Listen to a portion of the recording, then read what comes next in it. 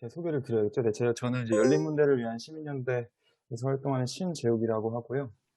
그래서 오늘은 이제 베트남 전쟁 문제 정의로운 해결을 위한 시민사회 네트워크가 주관하는 그런 웨비나 마지막 시간입니다. 네, 첫 번째 발제, 네, 김남주 변호사님이 20대 국회 특별법, 그러니까 그 베트남 전쟁 시기 대한민국 군대에 의한 민간인 피해 사건 조사에 대한 특별 법안을 20대 국회 그 발의까지 어떻게 했는지, 또 이제 21대 국회가 됐으니까 그 상황에 대해서 발표해 주실 거고요. 먼저 김남주 변호사님 잠깐 소개 드리면, 이제 저는 이제 제가 받은 자료로 읽겠습니다. 그냥. 의일들의 김앤장 법무법인 도담 대표 변호사님이시고, 이제 민변 베트남전 민간인 학살 진상규명 TF 팀장이시고요. 그 변호사 중에, TF 변호사 중에 베트남 지역을 제일 많이 방문하셨다고 합니다. 그리고 농사 짓는 변호사라고 해서, 네, 전 잘 모르겠지만 농변이라고 불리기도 할까요? 네, 어쨌든, 네, 알겠습니다. 그럼 이제 김남주 변호사님, 네, 발제 시작하겠습니다. 네. 안녕하세요. 안녕하세요. 화면 좀 공유할게요. 반갑습니다. 소개받은 김남주 변호사입니다.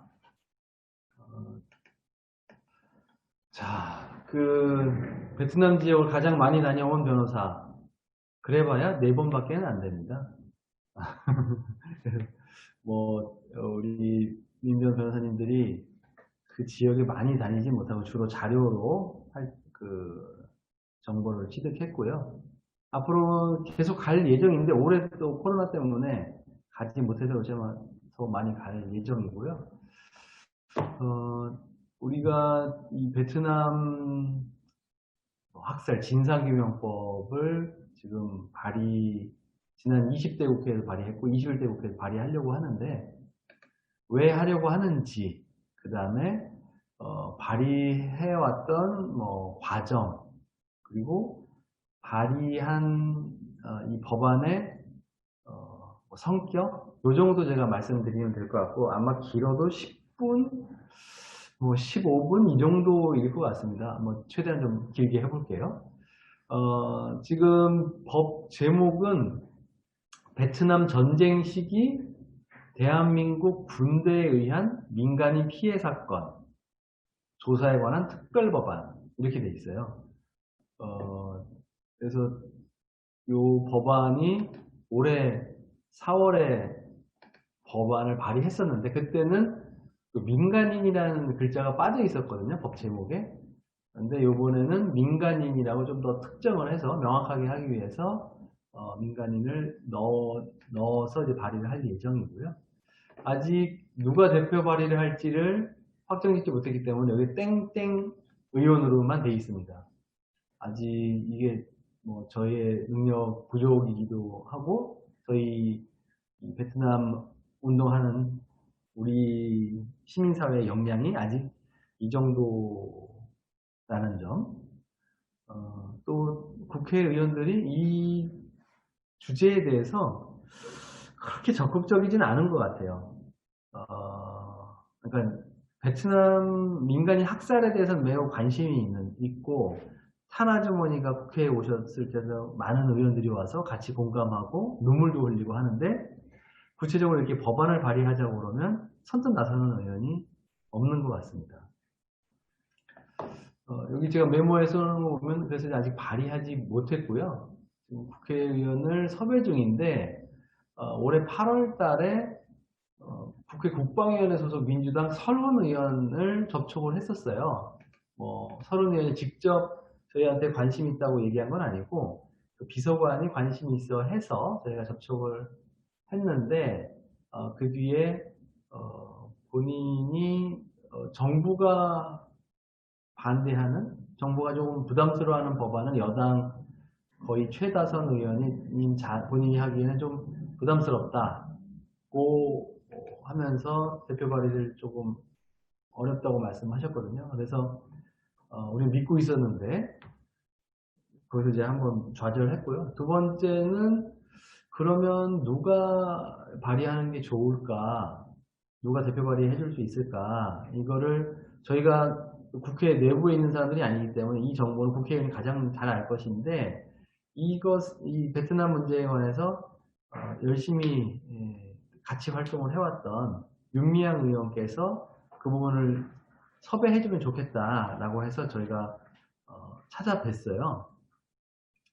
윤미향 의원은 그 정의기억연대를 활동을 하면서 이 베트남 전쟁에서 성폭력 피해자분들에 대한 지원 활동을 많이 해오셔서 이 주제에 관심이 많으셨거든요. 근데 이제 뭐 잘 아시는 것처럼 정의기억연대 수사도 받고 지금 기소되어 있는 상태이고 매우 시민들이 이렇게 호의적이진 않아서 이 법안을 발의한다고 하면 또 득달같이 언론이나 보수 쪽에서 문제 제기를 할 것 같아서 오히려 입법에 그게 장애가 될 것 같아서 윤미향 의원한테 대표 발의를 요청하진 않았고 윤미향 의원이 대표 발의할 분을 섭외해달라 이렇게 했는데 조금 여기 붙어서 하시거나 네. 죄송한데 소리가 아니면은 꼭 꽂고 이렇게 오른쪽에 하시고. 여보세요? 잘 들리십니까?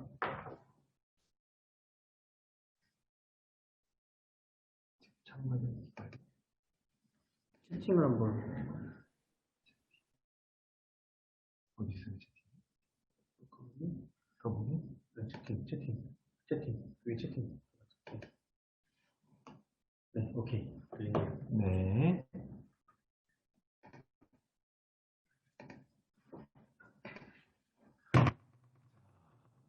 윤미향 의원한테 요청을 했는데도 불구하고 거기도 사실 섭외를 못 해줬어요.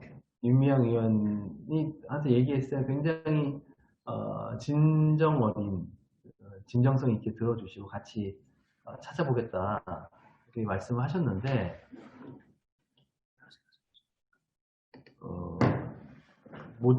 그 대표 발의할 의원을 뭐 섭외했다고 연락을 주시지는 않아서 그러던 차에 국회에서 제가 지나가다가 이제 이재정 의원 보좌관을 보고서 이 법 좀 대표 발의 좀 해달라 했더니 긍정적으로 말씀하셔서 지금 이재정 의원하고 얘기를 좀 하고 있는 상태고요.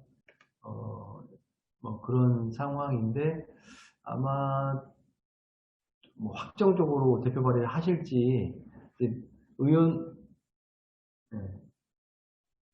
제가 조금 또박또박 얘기해 보겠습니다. 이재정 의원께서 대표 발의를 확정적으로 해주실지는 미지수인데, 근데 이제 전해 들은 얘기는 대표 발의할 의원이 없다면 본인이 나서서라도 대표 발의하겠다 이렇게 말씀을 하셨거든요. 그래서 좀 믿어보고 있습니다. 잘 안 보이신다고 그랬고. 네. 20대 국회에서 우리가 대표 발의 김종대 의원이 해서 올해 4월 3일에 총선 직전이죠. 총선 직전에 12명 의원이 서명을 해서 발의를 했습니다. 그때 정의당 6명 전원 그리고 민생당의 조배숙 의원이라는 분이 한 명 참여해 주셨고 민주당에서 5분인데 이 중에서 3분은 낙선, 불출마하셨고요. 2분은 현역 의원이 되신 분이 아까 얘기한 서른 의원이 있고 임재근 의원, 이 2분이 참여해서 현재까지 의원으로 계십니다.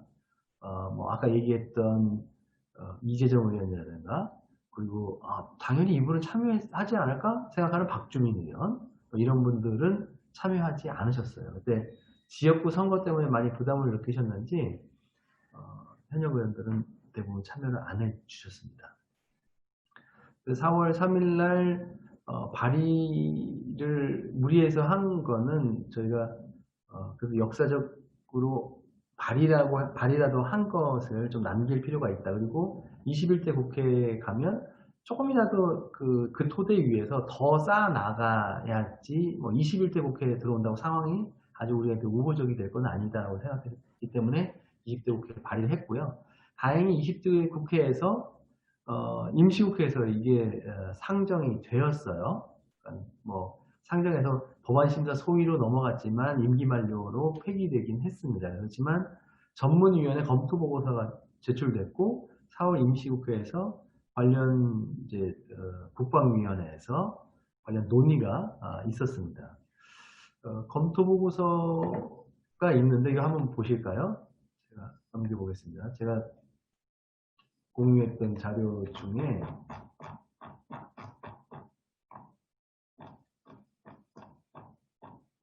이 국회 국방위 전문위원 검토 보고서인데요. 여러 내용들이 있는데 그 중에서 결론적으로는 인도주의적 측면에서 바람직한 것을 보인다는 거예요. 다만 충분한 의견 수렴이 필요하다.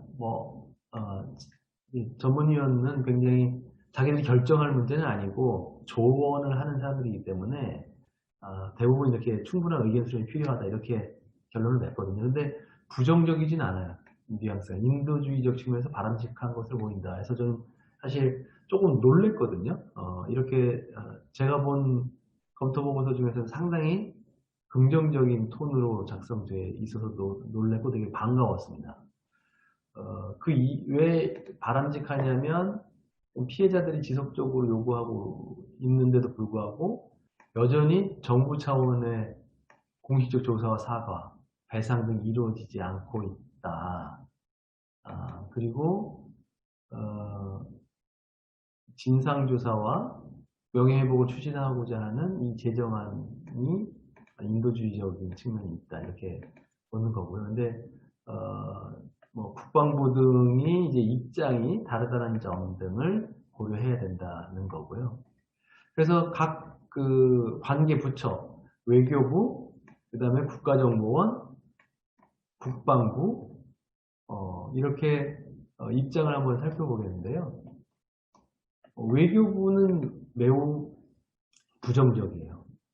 베트남 정부가 과거를 뒤로하고 미래를 지향한다는 입장이 갖고 있기 때문에 이런 입장을 감안해서 이법화를 추진하는 것은 한배 관계에 큰 부담으로 작용할 것으로 예상되기 때문에 신중할 필요가 있다는 입장이었고요. 국정원은 지들이 뭐라고 여기서 입장을 내는지 잘 모르겠는데 사실 국가정보원이 왜 여기에 입장을 내는지 모르겠어요. 국가정보와 관련된 건 아니죠. 외교적인 사안일 수 있고 국방적인 사안일 수 있겠는데 그걸 얘기하는 게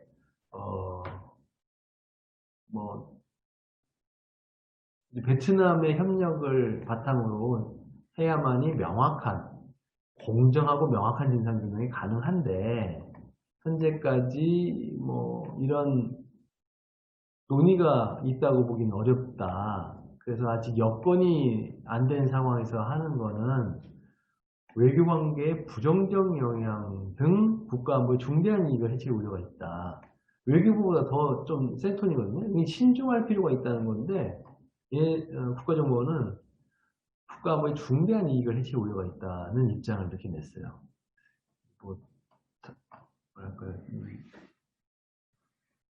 직접 이해관계자, 직접 소관부처가 아닌데도 국가정보원이 이렇게 삐딱하게 나오는 것들이 좀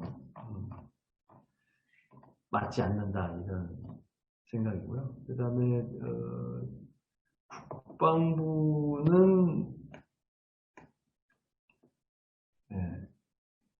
피해조사위원회 구성이나 내용 방법 등의 충분한 의견 수렴이 필요하다는 이런 입장을 갖고 있습니다. 그러니까 국방부는 의외로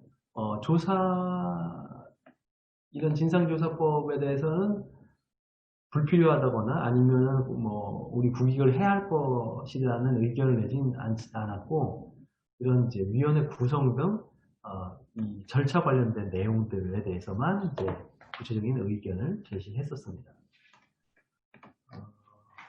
그 다음에 이 법안에 대해서 국방위원회 회의를 했는데요. 이때 이제 자유한국당 소속 이종명 의원, 5.18 망언으로 유명하시죠. 이분이 했던 발언이 있는데, 이분도 의외로, 그렇게 부정적이진 않아요. 다만 이제 목표는 다른데,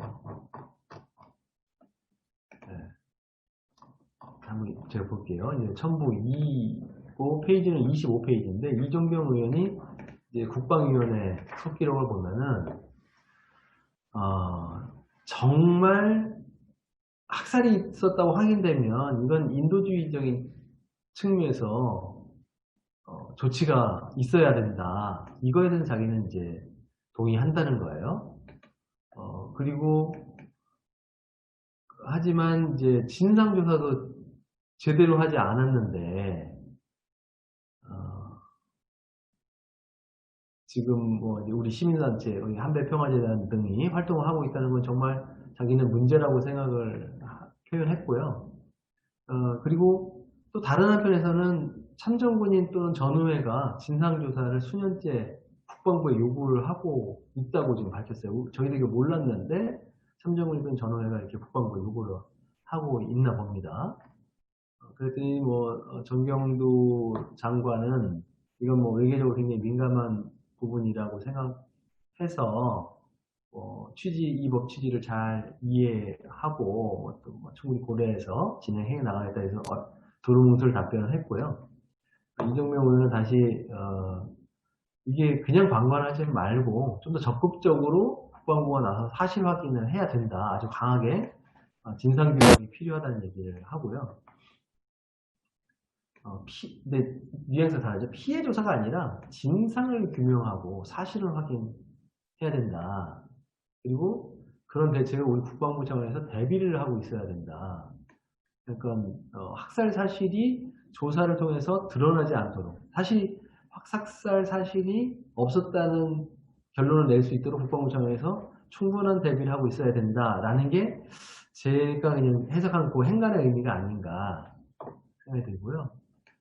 지금 뭐 폭리폭력 사건에 대해서 소송한 것도 이정명 의원은 알고 있으면서 이런 소송에 대해서도 국방부가 적극적으로 충분한 인력과 자원을 투입해가지고 대응해야 된다라고 이렇게 하고 있어요. 그러니까 대한민국에 책임이 없다는 거를 판결로도 확실하게 만들어 놓자 이런 뉘앙스로 이정명 의원은 얘기했던 것으로 보입니다. 근데 전체적으로는 뭐 이정명 의원이 얘기한 측면을 가지고 뭐 보수적인 입장에서도 진상조사가 필요하다 이런 우리의 논리를 만들면서 설득해 갈 수 있을 것 같고요. 네, 그렇고 이제 왜 우리가 이 법을 제안했느냐 여기 법안 내용의 그 제안서에 잘 써 있어요. 우리가 이제 99년부터 이게 꾸준히 알려져 왔는데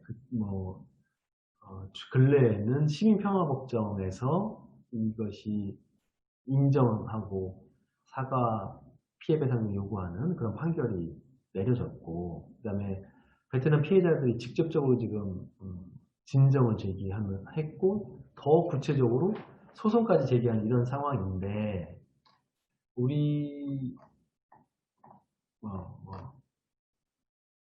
한 서울과 베트남 법률가협회가 공동 성명서 발표한 사실도 있고요. 그 다음에 정몽의 정부 소송을 해서 우리가 승소한 내용도 넣으면서 하지만 공식적인 조사가 정부 차원에서 아직 한 번도 이루어지지 않았고 입장 표명도 없었거든요. 그래서 이런 대한민국 국내 외적인 요구를 외면하기 어렵기 때문에 이런 요구를 수용해서 공식적인 진상조사를 할 필요가 있다는 것이고 우리가 이것을 오랜 시간 방치해 놓으면 피해자들의 요구를 외면했다는 비판 이게 뭐 일본과도 같은 거죠. 일본과 같이 피해자들의 요구를 외면하고 오히려 방해하고 이런 비판을 받을 수 있기 때문에 지금 진상규명이 필요하다는 거고요. 그래서 우리가 어디에 착안했냐면 과거사 진상규명법에 착안을 해서 조사위원회를 설치하고 진상을 규명하는 그런 법이 필요하다 이런 이유였고요. 주요 내용은 이따 백악렬 변호사님이 설명하실 건데 한번 쭉 보시면 목적을 우리가 좀 거창하게 잡았어요. 진상규명은 당연한 거고 피해자의 명예회복도 당연한 거고요.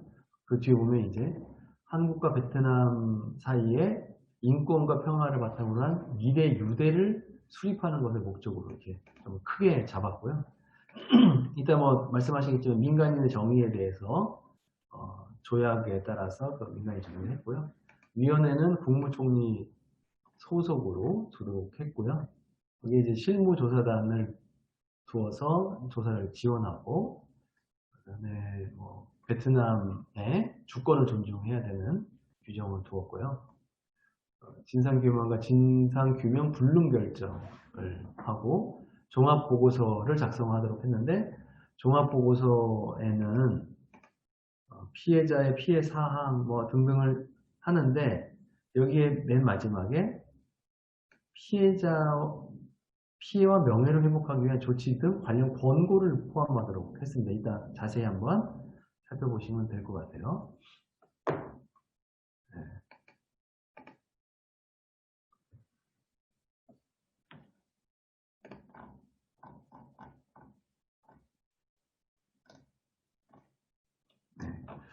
여기에 제가 업데이트한 부분이 좀 있었는데, 원래 이제 이 진상규명법에 몇 가지 좀 유형이 있는 것 같더라고요. 그래서 진상규명만 하는 것은 지금 우리 법 같은 경우에 진상규명만 하도록 되어 있고요.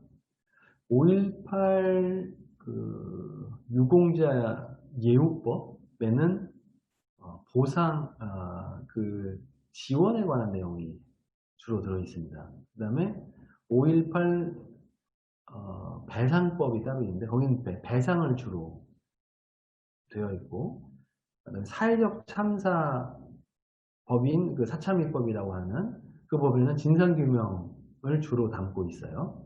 우리 지금 이 법이랑 유사하죠. 진상규명을 담고 있고, 그 다음에 과거사 진상규명법도 이와 유사하게 진상규명에 대해서만 담고 있습니다. 다만 이제 과거사 진상규명법에는 일부 우리보다 조금 더 나아가는 뭐 국가의 이것을 화해와 치유하기 위한 조치들을 담고 있는데, 우리 법보다는 조금 그 부분 좀 강한 거고, 그래서 여러 가지 유형들이 있는데, 저희들은 단순히 진상규명에 방점을 두고 있고요. 그 다음에 아까 말씀드린 것처럼 대한민국 정부가 해야 될 사항에 대한 이제 조치들을 권고할 수 있도록 해서, 이 권고 안에다가 이제 사과, 그다음에 피해 배상 등을 권고하는 내용을 거기다 그렇게 권고를 하도록 할 것이고, 권고를 받고 그 뒤에 이제 뭐 피해자 보상이라든가 사과라든가 명예 회복이라든가 이런 것들은 다음 또 법안이 나와서 다음 스텝으로 그것이 이루어져야 될 것으로 저희는 기대하고 있습니다. 저는 이 정도로 설명을 드리고, 구체적인 내용에 대해서는 백학년 변호사님이 설명을 해주시겠습니다. 네, 발제 박수 부탁드립니다. 네네, 발제해주신 김남주 변호사님께 두 번째 발제로 넘어갈 텐데요. 네, 네, 김남주 변호사님 거의 딱 20분으로 시간을 잘 맞춰주셨고, 백학렬 변호사님도 20분 아마 발제하게 되실 것 같고요. 백학렬 변호사님 먼저 소개를 드리면, 네, 공익법인 온율 소속 변호사시고, 군복무 시절에 유해 발굴 업무를 하시면서 전쟁의 본질을 보셨고, 그래서 과거사 사건에 좀 참여하게 되셨다고 하고요. 그러나 열심히 하는 것은 베트남 전 민간 학살 사건이 유일하다, 이렇게 소개를 제가 받았네요. 어쨌든. 네, 그래서 네, 백학렬 변호사님은 아까 김남주 변호사님 말씀하신 것처럼 이제 그 법안을 조금 조목조목 짚어주시는 그런 주요 쟁점들에 대해서 발제해 주실 거고요. 네, 그러면 박수로 백학렬 변호사님 모시겠습니다. 네. 안녕하세요. 백학렬 변호사입니다. 혹시 이거 지금 공유한 화면은 잘 보이시나요? 채팅을 볼 수가 없어가지고. 공유가 되는 건가? 공유가 되고 있습니다. 네. 공유가 되고 있는 것 같고요. 네, 저는 베트남 TF에서 활동하는 백학렬 변호사입니다. 품앗이로 하나씩 주제를 나누다 보니까 제가 법률안을 맡게 되었습니다. 저는 베트남에 3번 갔다 왔고요. 그래서 이 법률 특별법 쪽을 제가 좀 김남주 변호사님과 같이 담당을 해서 하고 있습니다.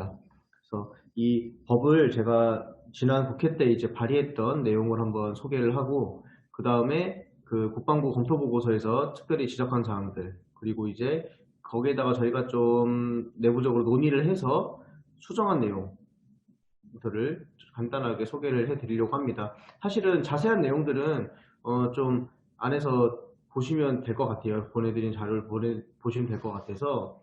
그리고 아시겠지만은 이게 저희가 이렇게 법률안을 만들었지만 국회에 올라가면은 이제 여기저기서 이게 뜯어 고쳐짐으로써 좀 내용들도 많이 바뀔 수 있고 그렇습니다. 그리고 이게 사실은 저희 굉장히 소수의 사람들이 일단은 논의를 해가지고 만든 법률안이기 때문에 여러분들도 보시고 여러 의견을 주시면은 좋을 것 같아요. 이게 이렇게 우리가 무조건 통과를 시켜야 된다 이게 아니고 일흥의 안을 하나 제시를 한 거기 때문에 이제 앞으로는 이 법을 어떻게 우리가 실제 통과될 법을 어떻게 해야 될지에 대해서는 우리 모두 관심 있는 분들의 의견이 필요할 것 같습니다. 여기 이 특별법하고 위에 제 얼굴이 조그맣게 나오는데요. 이게 TV로 보니까 보이네요. 민망하게. 제가 이제 가서 이거 다락박물관에 있는 사진은 제가 찍어온 거입니다. 그래서 이제 20대 발의안의 주요 내용을 먼저 소개를 해드리겠습니다. 이게 저희가 이제 현장 조사를 가가지고 이렇게 좀 조사를 많이 해왔어서 약간 이제 피커처럼 사진을 좀 놨습니다. 여러 곳에서 공개되지 않은 사진들 위주로 몇 장만 가져왔습니다.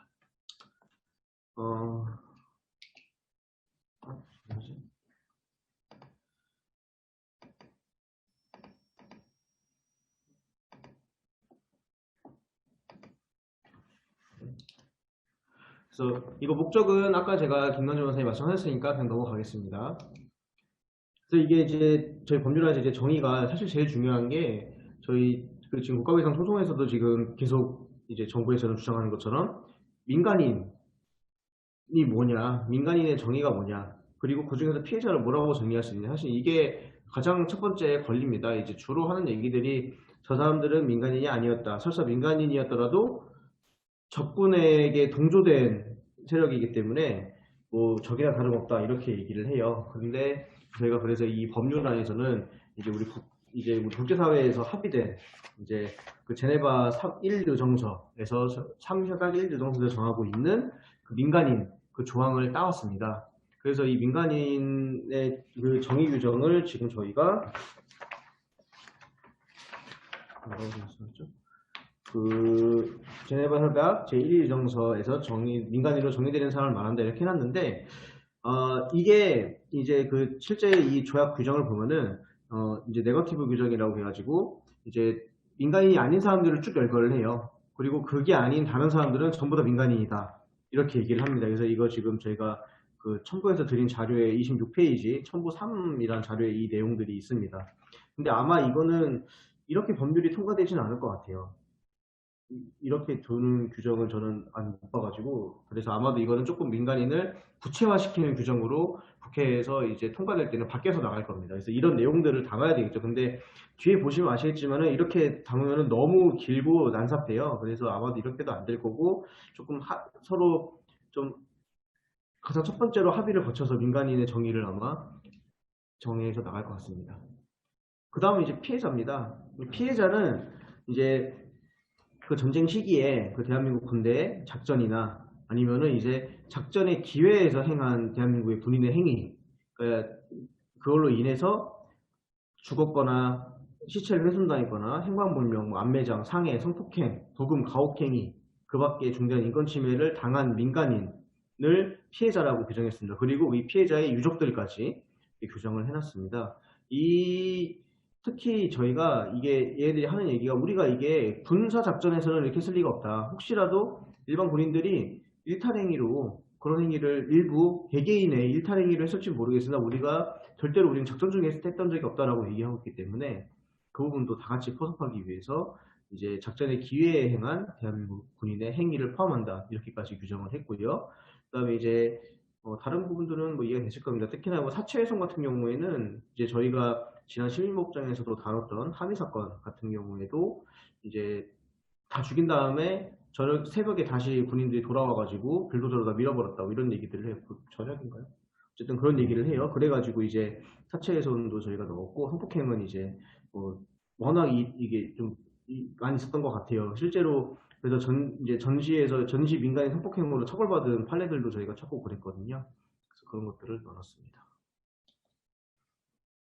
그 다음에 이제 조사 범위가 좀 이제 쟁점이 됐어요. 근데 저희가 처음에 20대 국회 발의할 때는 그냥 이렇게 냈습니다. 피해조사위원회가 진상규명이 필요하다고 인정한 사건이다. 이렇게만 해가지고 냈어요. 그랬는데 이제 뒤에서도 보여드리겠지만은 이거 너무 이렇게 하면은 너무 추상적이다. 좀 더 구체적으로 뭔가 제안을 해야 되지 않겠냐 해가지고 구체적으로 저희가 한 4가지로 나눠서 써놨습니다.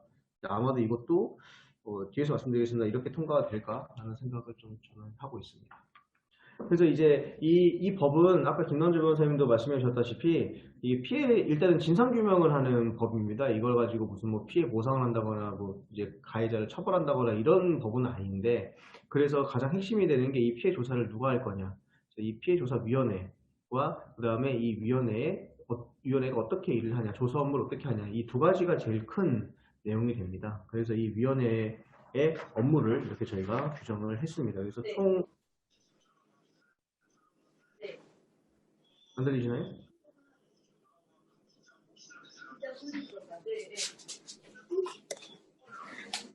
이거 뭐야?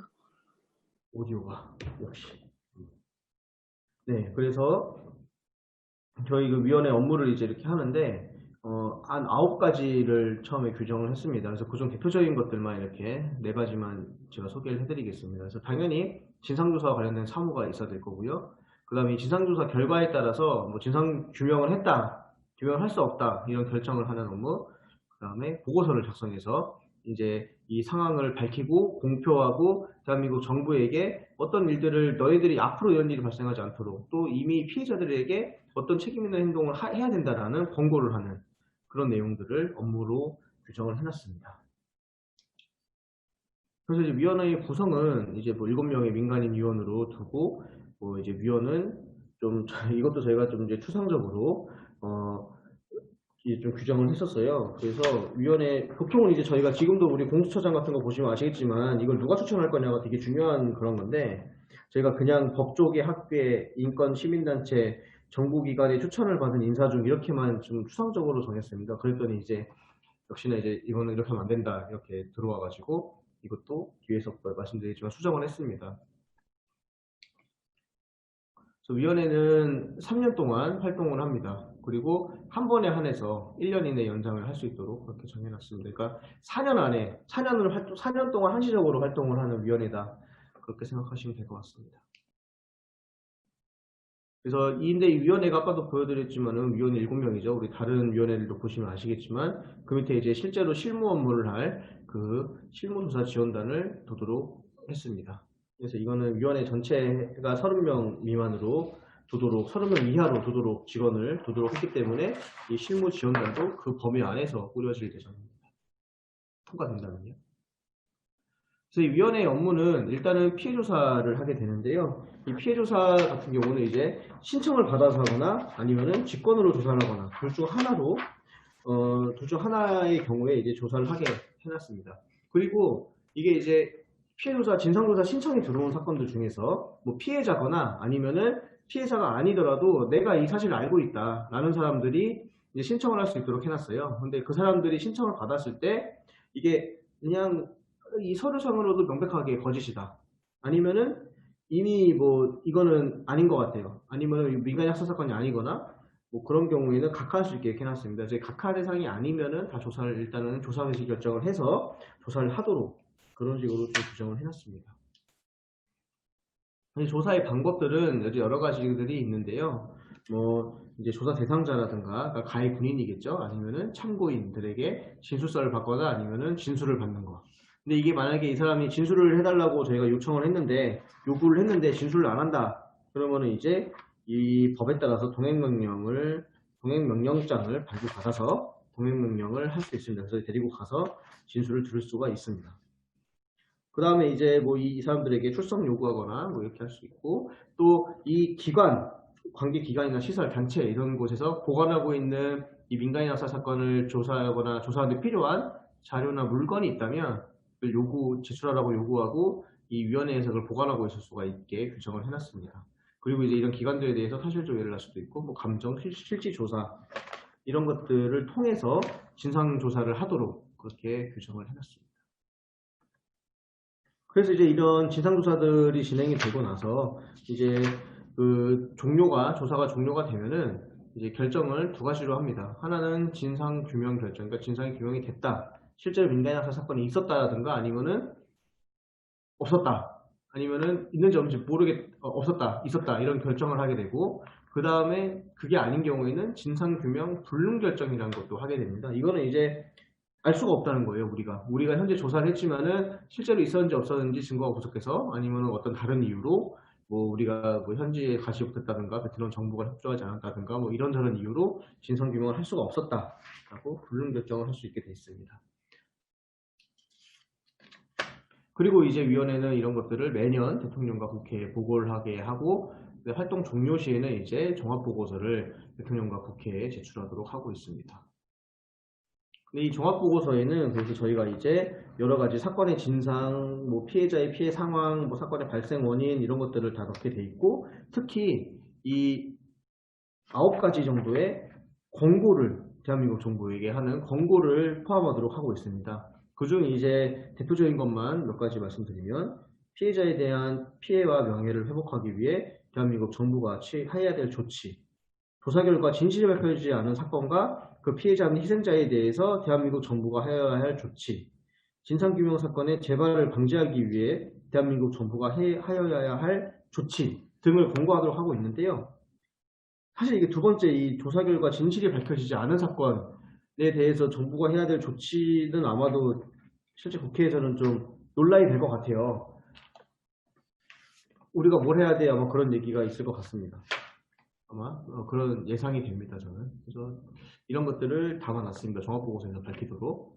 그 밖에 이제 이게 피해자나 조사 대상자를 보호해라. 특히나 이제 이 피해자도 그렇지만은 조사 대상자들 같은 경우에도 이분들이 진실한 사실을 얘기하는 게 이제 꺼려질 수가 있어요. 그걸로 인해서 뭐 명예훼손을 당한다든가 지금 저희 시민법정 때도 그때 얼굴 가리고 나오신 분, 그 참전용사분이 그렇게 하고 나서 그 4월 그 전후에 홈페이지가 난리가 났었습니다. 그래서 뭐 비공개로 바뀌면서 저 배신자를 색출해서 뭐 어떻게 해야 된다고 이런 얘기도 나오고 그랬던 걸로 기억이 나는데 그런 사람들을 보호하도록 규정을 두고 그 다음에 이게 이제 뭐 국방부도 그렇고 외교부도 그렇고 다 하는 얘기가 우리 이거 외교상 문제된다. 베트남의 주권을 침해해야 될 수 있다. 그리고 실제로 우리 이런 저희 같은 일반 민간 조직들이 그냥 베트남에 그냥 암암리에 들어가가지고 암약해서 조사를 하는 것까지는 정부에서 안 건드는 것 같은데 이게 한국 정부의 기관이 들어가가지고 조사를 한다 그러면 이건 정말 다른 문제가 될 수 있어요. 그래서 이 베트남 주권을 존중해서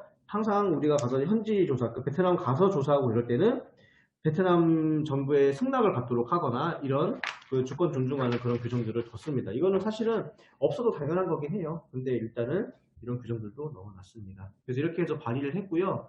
그래서 검토보고서까지는 나왔습니다. 사실은 이게 검토보고서까지 나온 것만 해도 좀 대단한 것 같아요. 그 짧은 기간 안에 사실은 이게 4월 달에 발의가 되는데 이게 총선 끝나고 발의가 됐죠. 이게 이제 여러분들이 총선 직전에 여러분들이 여러 가지를 이제 다시 재선이 돼야 되는 상황에서 여러 가지를 감안하다 보니까 늦게 나왔는데 그래도 저는 되게 놀랐어요. 이 사람들이 사실은 그 순간이면 국회는 끝났기 때문에 안 할 줄 알았는데 검토보고서를 그래도 형식적으로나마 써서 냈습니다. 이건 되게 형식적인 부분들이거든요. 이건 사실은 굳이 이거 낸 게 국방위원회 수석전문위원회 냈는데 이거 정말 그냥 아마 제 밑에 사람이 그냥 모든 법이 들어오면 하는 정말 형식적인 부분들만 검토를 해가지고 검토보고서를 냈는데 그것들을 바탕으로 제가 이렇게 수정을 했습니다.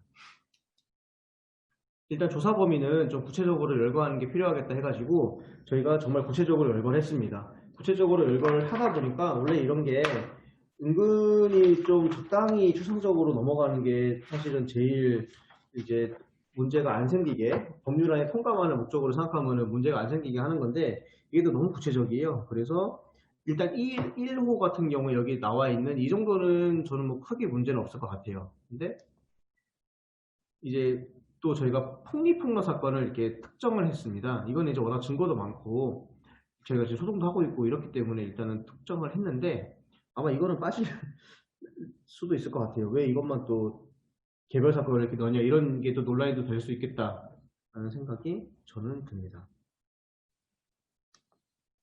그 다음에 뭐 이제 위원회 구성 같은 경우에는 조금 구체화라 그래갖고 이런 사람들이 추천을 받은 인사 중 국무총리가 임명한다 이렇게 규정을 해놨고요.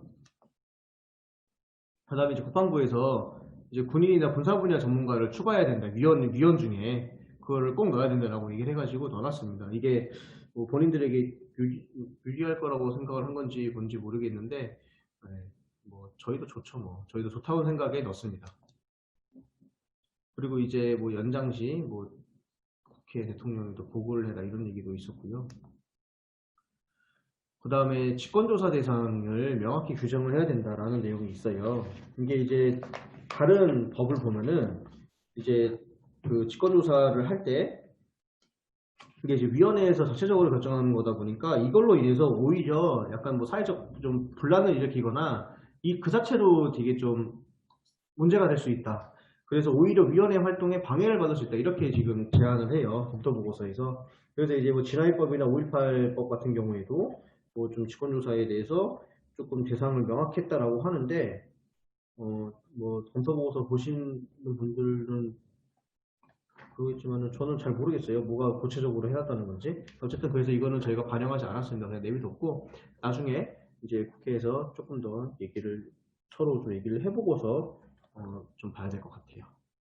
그 다음에 이제 피해조사 신청 기간을 1년 6개월 이내로 한 걸로 좀 수정을 했습니다. 어차피 저희가 최대 3년에다 1년 연장하는 거기 때문에 조사 기간을 감안할 때 현실적으로도 1년 6개월이 지난 뒤에 신청을 받으면은 아마 조사를 못할 가능성이 크지 않을까 그런 생각을 합니다.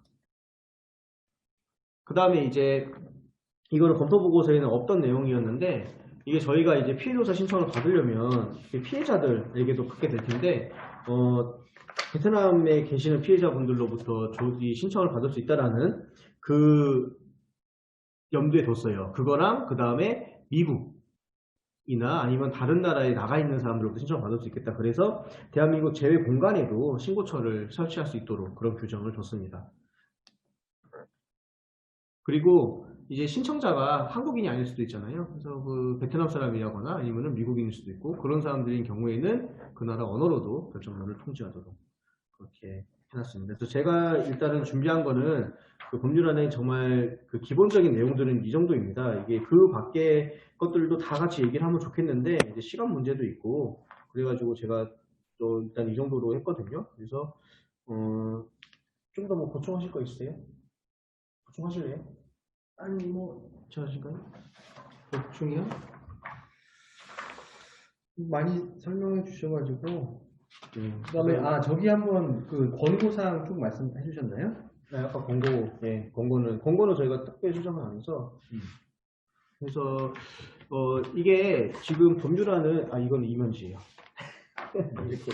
그래서 법률안은 이게 저희가 지금 아직 발의도 안 된 거고 저희 내부적으로 저희 이제 민변에서 그리고 이제 선배재단에서 이제 몇 분과 함께 일단은 우리가 1등의 안을 마련한 거에 불과합니다. 그래서 이걸 가지고 국회에 다니고 있지만은 당연히 이거는 뭐 저희 마음대로 되는 것도 아니고 여러분들에게 좀 의견을 좀 오히려 듣고 싶어요. 그래서 많은 분들이 많은 의견 주시면은 좋을 것 같습니다. 그래서 아마 이제 그리고 또 가장 문제가 이게 일단은 그래도 국회에 제출이라도 돼야 뭔가 좀 사회적으로 좀 우리가 얘기를 할 기회가 좀 마련이 되는 것 같은데 그 의원분들이 잘 움직이지 않아요. 그래서 그런 것들도 좀 서로 우리가 어떻게 힘을 좀 모을 수 있을까 그런 생각을 해봐야 될 것 같습니다. 네, 저는 그 아까 권고사항을 한번 볼게요. 권고사항이 이거 좀 앞에 있는데 여기 있어요.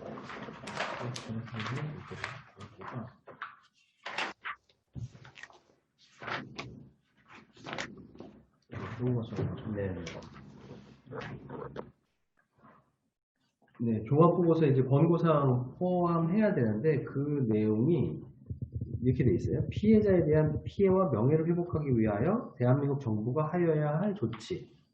두 번째가 조사 결과 진실이 밝혀지지 않은 사건과 그 사건의 진실을 밝히기 위해 추가로 조사가 필요한 사항. 그 피해자 및 희생자에 대하여 대한민국 정부가 하여야 할 조치. 세 번째가 진상규명 사건의 재발을 방지하기 위하여 대한민국 정부가 하여야 할 조치. 네 번째가 법령, 제도, 정책, 관행의 시정 및 개폐에 관한 사항. 다섯 번째가 대한민국과 베트남 사회주의 공화국 사이에서 인권과 평화, 책임의 유대를 증진시킬 수 있는 조치. 6번째가 전시 인권과 평화 의식의 함양을 위한 교육 홍보에 관하여 국가가 하여야 할 조치. 7번째가 군인과 민간인 모두에게 국제 인도법을 광범위하게 보급하기 위하여 대한민국 정부가 하여야 할 조치. 8번째, 베트남전 참전자와 피해자 사이에 화해를 위해 대한민국 정부가 하여야 할 조치.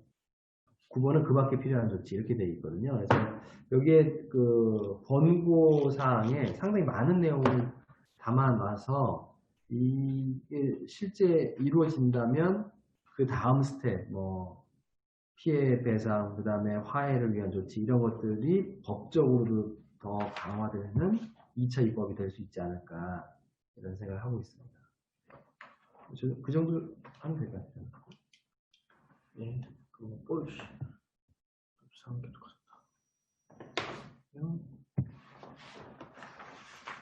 아, 네, 그럼 마치신 건가요?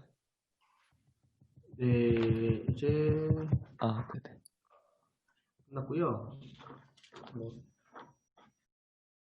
네, 이제 신적 선생님 좌장께서 진행해 주시면은 아, 네, 좌장이라기보다는, 네네네. 그러면 다시, 네, 발제해주신 배학렬 변호사님께 박수 한번 부탁드리고요. 네.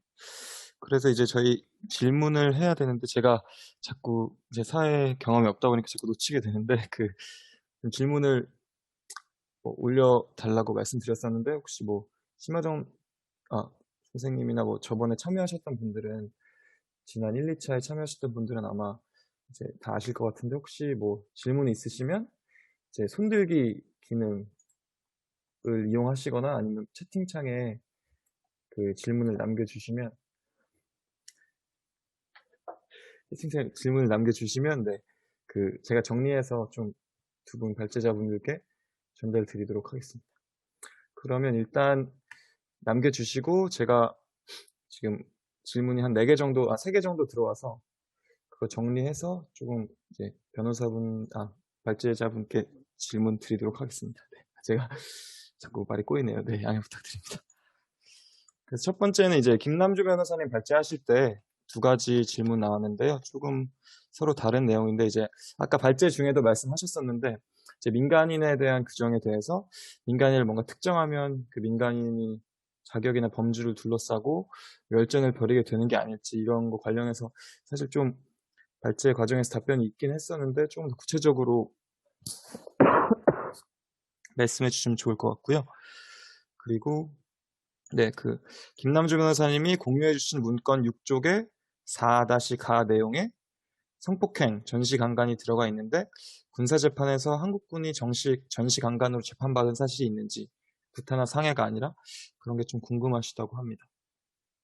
그래서 네, 마지막 질문 말고 이 두 질문은 먼저 혹시 두 분 중에서 네, 해주실 수 있는 분께서 대답해 주시면 감사하겠습니다. 일단은 이제 전시 강간 관련 판결이 있는지 물으셨는데 있어요. 우리 베트남 전쟁 당시에 전시 강간으로 재판을 군사 법원이죠. 주월 그 사령부에 군사 법원이 있었고 군사 법원에서 판결을 받고 2심까지 가고 이렇게 된 그런 판결들이 있는데 그 판결 대법원 판결도 있어요. 그 판결에 보면은 이 사람들이 강간을 했는데 이제 뭐 이러저러한 이유로 강간이 아니다. 그런 이제 변명을 했지만 다 기각이 된 사건들이 있었고 그게 제가 기억으로는 2건인가 있었던 것 같아요. 우리 판결문도 저희가 갖고 있고 확정 판결 2건 정도 있는 것으로 알고 있습니다. 뭐 판결까지 나온 거가 있다면 그 외에 판결이 없는 일들은 상당히 많이 있었을 것으로 추정이 됩니다. 그 다음에 2번째 질문이 뭐 민간인에 대해서 열전이 있을 것 같다고 하셨는데 화면 공유 좀 할게요.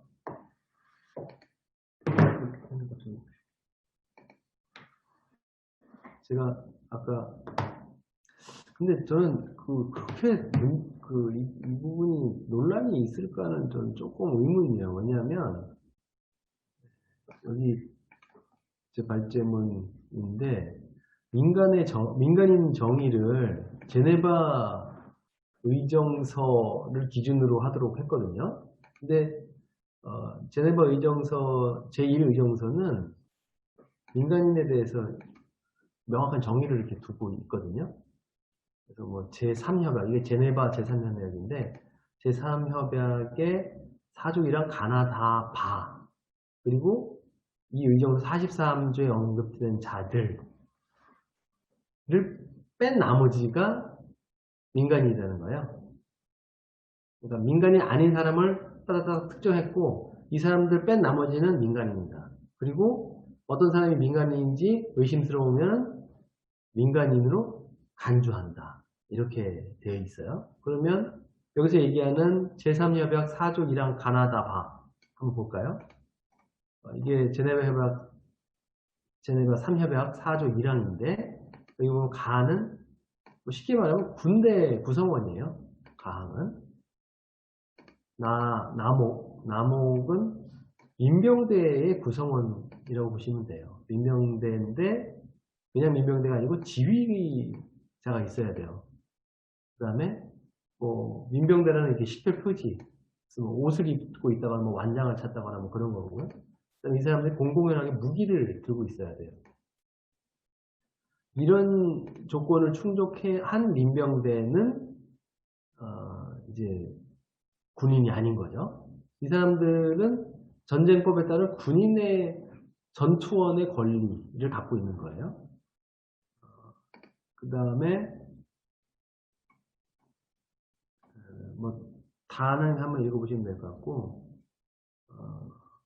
바는 이게 조금 점령되어 있지 않는 영토의 주민으로서 적이 접근하여 올 때 정규 부대에 편입할 시간이 없이 침입하는 군대에 대항하기 위하여 자발적으로 무기를 든 자, 단 이들이 공공연하게 무기를 휴대하고 또한 전쟁 법규 및 관행을 존중하는 경우에 한한다. 이렇게 되어 있어요. 그래서 뭐 그런 거겠죠.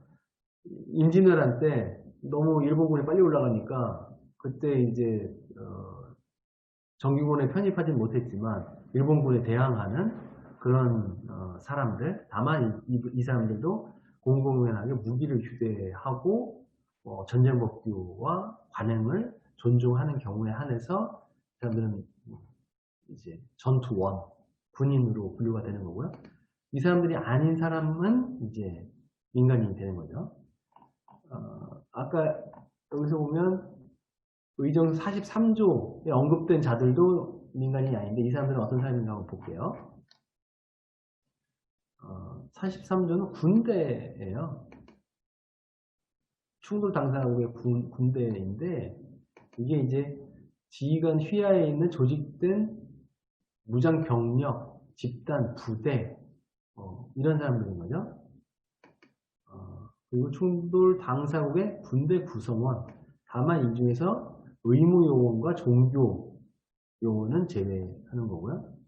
그 다음에 충돌 당사국의 준군사적 또는 무장한 법집행기관을 이제 뭐 무장경찰이 여기에 들어갈 수 있겠죠. 다만 이제 이런 무장경찰이라 하더라도 타 충돌 당사국의 그러한 사실을 통보한 경우에만 이 사람들이 이제 군대로 간주가 되는 겁니다. 그래서 군대와 뭐 무기를 든 민병대, 지휘되는 민병대가 아니면 나머지는 이제 민간인이 되는 거고요. 이 민간인으로서 제네바 협약에 따른 권리가 보호가 되는 거죠.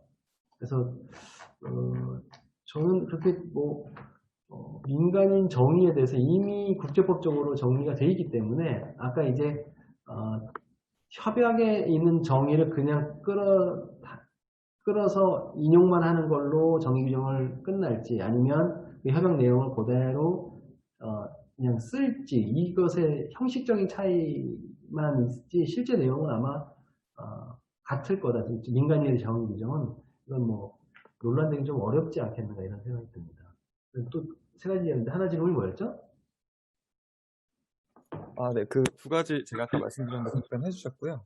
그래서 다른 거 이제 두 가지 들어온 게 있어서 말씀드리면 이제 지난번에 UN 진정된 민변 국제연대 위원회와 또 오늘 발표하시는 이제 민변 TF 베트남 TF 사이에가 이런 어느 정도 소통하고 교류하고 계시는지를 좀 알고 싶다고 말씀해 주셨고, 네, 그냥 한꺼번에 질문하고 한꺼번에 대답해 주시는 게 나을까요?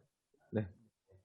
뭐 베트남 TF하고 민변국제연대위원회하고의 소통은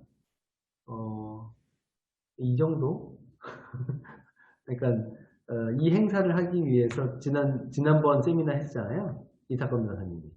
이타건 변호사님 그런 정도의 소통. 지금 이제 구체적으로 지금 뭐 현안이 국제연대위원회가 있질 않아서 우선 레터를 던져놓고 반응이 오기를 기다리고 있는 건데 사실 뭘 더 할 수 있을까를 고민해야 되는데 거기서 좀 멈춰 있는 상태랄까요? 국제연대위원회와 연대 활동이 그런 정도로 말씀드리도록 하겠습니다. 네, 제가 한꺼번에 말씀드린다는 게 놓쳐가지고 이제 마지막이고 저도 하나 질문을 드리고 싶은데요.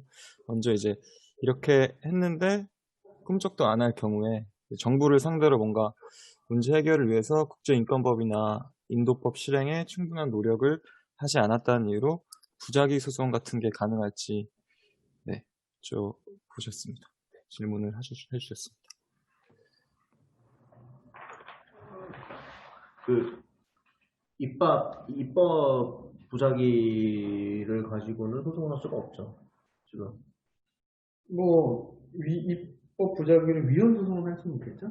그것도 근데 각한가요? 기각인가요? 각할 것 같은데. 어쨌든 지금까지 우리나라 판례, 일반 이제 민사 판례는 행정이나 민사 일반 사법 판례는 당연하고 그런 것도 없고 헌법재판소에 갔을 때도 입법 부작위가 인용이 돼. 그래서 위헌이다 아니면 입법을 하지 않은 게 불법이라거나 아니면은 위헌이다라는 그런 결정이 났던 사례는 없습니다. 지금까지는. 아마 이것도 이것도 아마 거의 안 될 거라고 생각이 돼요.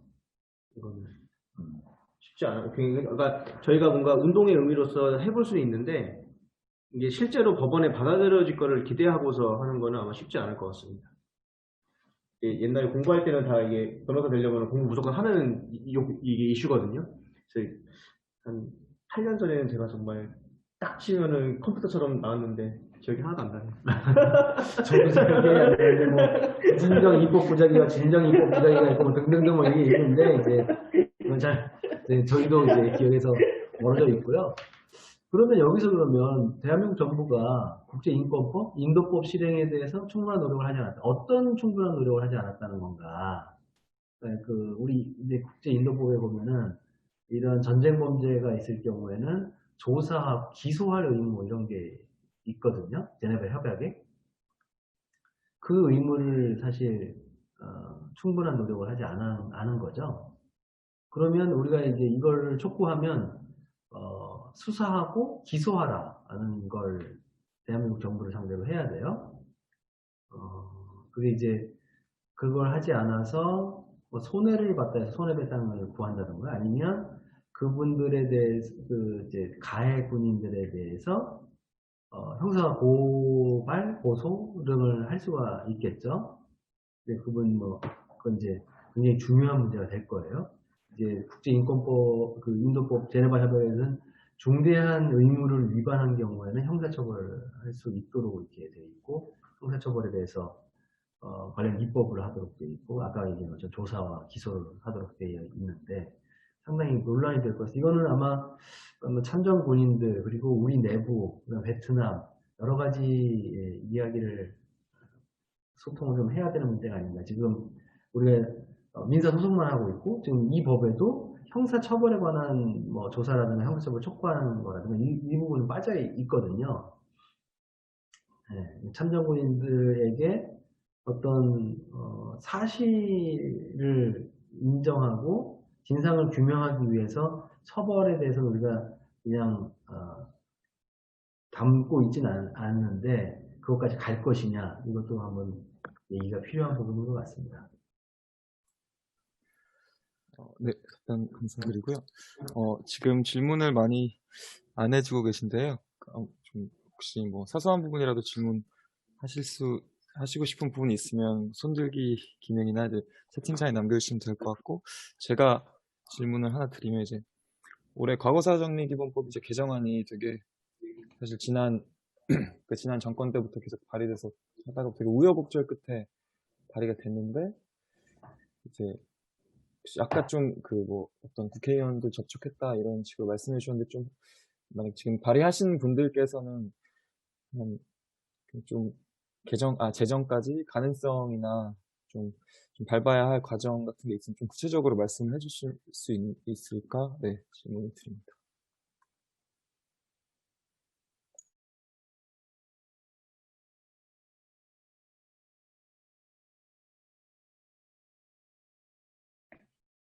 죄송한데 질문 다시 한 번만 해주실래요? 제가 딴짓하다가 지금 음소거가 돼 있나 봐요. 지금 뭐 다른 좀 과거사법들이 되게 많이 힘들어 보이던데 제정까지 이거는 혹시 가능성을 조금 이제 발의하신 분들께서 구체적으로까지는 못하겠지만 어느 정도 이제 점치고 계시거나 또 그리고 제정을 위해서 어느 좀 구체적인 스텝 같은 게 밟아야 될 게 있다면 좀 말씀을 해주시면 좋을 것 같습니다. 이건 전 개인적인 생각인데 지금 단계에서는 이 법안이 실제 제정될 가능성은 제로일 것 같아요. 근데 이게 언제나 제로는 아니고 제 생각에는 이제 이 폭립폭력 국가배상 소송이 1심 판결이라도 이 학살이 있었다는 사실이 인정이 된다면 아마 국면은 매우 달라질 것 같거든요. 뭐 정치권에서도 이 문제를 사법부까지 인정하고 있는 건데 확정 판결은 아니지만 이게 제도적인 해결이 필요하지 않느냐 아마 사회적인 관심이 집중되면 국회도 그냥 방치할 수는 없을 것 같거든요. 그때는 이제 논의가 좀 시작되지 않을까 이런 생각이 들고요. 그래서 국가배상 소송이 되게 중요하겠다 그런 생각을 갖고 있습니다. 아까 제가 못 드린 말이 있어가지고 화면 공유에서 한번 좀 더 하나만 설명드리고 싶은 게 있는데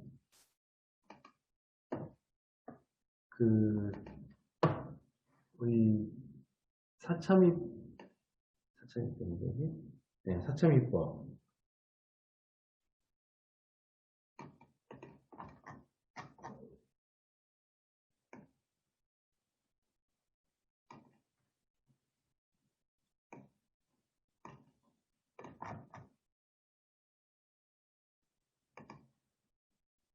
여기 보면은 우리는 그냥 종합보고서에 아까 권고만 담고 있는데 그래서 이 권고를 어떻게 이행하고 점검하는지 하는 규정이 없어요. 근데 사참위법에는 이 부분도 아주 구체적으로 담아놨습니다. 그래서 이 권고를 받은 국가기관은 특별한 사유가 없으면 권고 내용을 이행해야 되고 권고받은 국가기관은 이 권고 내용의 이행 내역과 불이행 사유를 매년 국회에 보고하도록 했고요.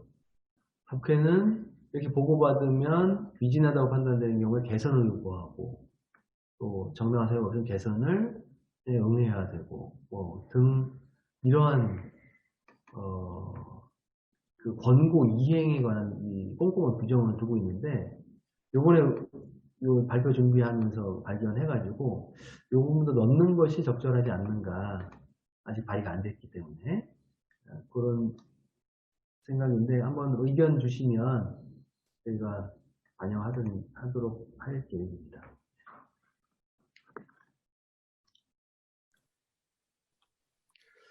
네, 제가 하기 전에 저번 1차, 2차 거를 보고 왔는데 그때는 다 시간이 넘겨서 발제자분들도 좀 오래 하시고 해서 시간을 넘겨서 끝내신 것 같은데 지금 이제 네, 오늘은 조금 좀 질문 같은 게 좀 없고 그래서 네, 조금 부탁을 드리고요. 혹시 사소한 거라도 궁금하신 게 있으면 질문해 주시면 좋을 것 같고, 네, 방금 말씀하신 건에 대해서 이제 이제 2005년, 2010년 진화위 때 또 이제 항상 그 조사 보고서마다 뭔가 평화, 인권, 뭐 교육 실시라던가 되게 뭐 어떤 위령시설 제정 그런 걸 권고했는데 사실 거의 지켜진 게 전무하다시피 한 걸로 알고 있어서 방금 말씀하신 부분은 좀 꼭 들어갔으면 좋겠다고 생각하는데 만약에 그런 게 들어가면 또 이제 더 재정이 어려워지는 건 아닌지 뭐 그런 생각도 들긴 하네요.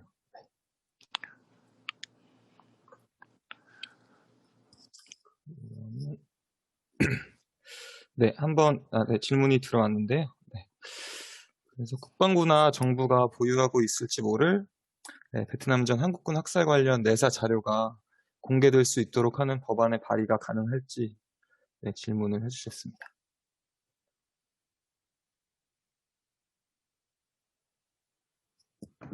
이 담겨 있잖아요. 우리 법에도 조금만 일정. 네. 지금 우리 법에 따르면 갖고 있는 국가기관 등이 갖고 있는 자료는 위원회가 요구하는 경우에는 제출을 해야 되도록 해놨습니다. 그래서 뭐 지금 질문하신 권현우 팀장님의 질문은 그렇게 답할 수가 있을 것 같은데 다만 이제 여기서 문제되는 게 국가 안보에 관련된 그런 경우에는 비공개할 수가 있어요. 그럼 어떻게 강제하기가 사실 좀 어려워가지고 저희도 그건 좀 한계로 있는데 그게 이제 좀 24조에 있는데요. 근데 다만 이제 주무장관이 왜 국가안보와 관련되어 있는지에 대해서 소명을 하도록 했고요. 다만 이제 그 소명이 맞는지에 관해서는 지금 정보공개법 같은 경우에는 어느 기관이 이게 외교 국방에 관련된 거다라고 해서 비공개를 하는 경우에도 법원이 그 문서를 갖고 오도록 해가지고 법원이 그걸 비밀로 공개하지 않고 그러니까 이제 당사자한테 공개하지 않고 이거 보고 그 말이 맞는지를 판단하도록 하고 있거든요. 뭐 추가로 좀 보완이 되면 그런 그 이제 인카메라 제도라고 하는데 인카메라 절차를 이 법에도 넣어서 저쪽에서 하는 얘기가 맞는지 틀린지 검증하는 그런 절차가 좀 필요한 거가 있고요. 뭐 지금 상태에서 이 법이 통과되려면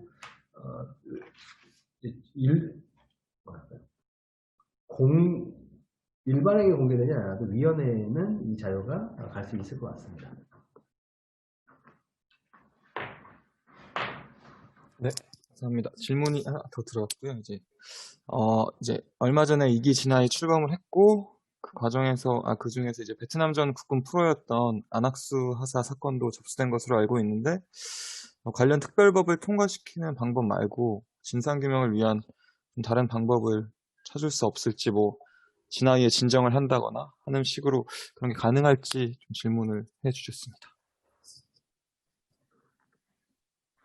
현재 제가 정확한 규정은 기억이 안 나는데 우리 진화입법상 이게 그 대상인 사건을 좀 넓게 열어놔가지고 우리 베트남전 문제도 대상이 안 된다라고 보기는 어려울 것 같거든요. 저희도 그렇게 얼마 전에 저희끼리 그냥 되게 심플하게 한번 검토를 해봤던 것 같습니다. 그래서 저희도 한번 우리 넣어볼까? 그런 얘기를 했던 적이 있습니다. 이것도 그래서 저희 같이 더 추가적인 논의를 해볼 수 있을 것 같아요. 그래서 실제로 한번 넣어보는 것도 뭐 괜찮을 것 같습니다. 아마도 근데 진화위에서는 이 법 개정할 때는 아마 이 베트남 문제는 전혀 염두에 두지 않고 이렇게 규정을 한 거긴 한데 근데 이제 딱 한번 넣어볼 수 있을 것 같습니다. 조금 더 지금 규정 보시면서 한번 말씀해 주실래요? 네, 진화입법에는 이게 제가 보기에는 대상이 안 될 것도 같다는 생각이 조금 들긴 하는데 아까 좀 봤거든요. 이게 1945년 8월 15일부터 한국전쟁 전후 시기에 불법적으로 이루어진 민간인 집단 희생 사건 이렇게 돼 있어요. 이런 거 맞고. 네, 그래서 우선 일단 그 조항에 해당할지를 보면은 한국전쟁 전후라고 해서 한국전쟁 이후도 포함될 것처럼 돼 있긴 한데 전후라고 이렇게 돼 있는 걸 보면 한국전쟁에 접촉한, 그러니까 한국전쟁하고 그 끝난 시기가 이렇게 길지 않은 그런 시점에 한국 전쟁과 관련되어 있는 민간인 집단 희생 사건을 대상으로 이 규정은 조사하기 위해서 되어 있는 것 같고요. 그 다음에 이제 뭐, 그 다음이 이제 45년 이후로 권위주의 통치 시기 헌정 질서 파괴 행위 등 위법 또는 현저히 부당한 공권력 행사로 발생한 사망, 상해 등 뭐 인권 침해 사건, 조작 의혹 사건. 이제 권위주의 통치 시기까지는 맞는데 헌정 질서 파괴 행위 등 위법 또는 현저히 부당한 공권력 행사.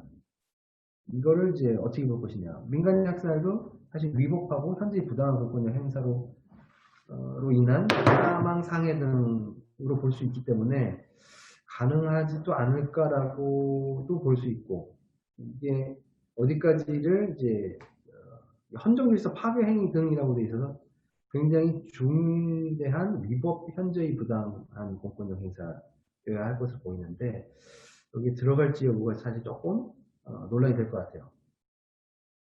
그 다음에 이제 6호에 역사적으로 중요한 사건으로서 진실화해를 위한 위원회가 이번 목적 달성에서 진실 규명이 필요하다고 인정하는 사건으로 되어 있는데, 아마 6호에 이제 진화위가 필요하다고 하는 사건으로 하기에는 아마 되게 부담이 클 것 같고요.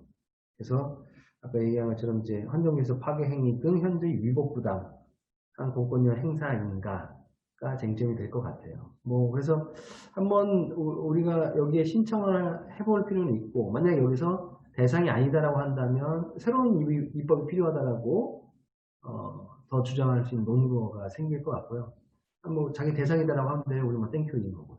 그래서 저희도 여기에 신청을 해보려고 지금 고민하고 있는데, 그 시점이라든가 이런 것들을 우리 같이 우리 시민 단체들하고 상의를 해봤으면 좋겠습니다.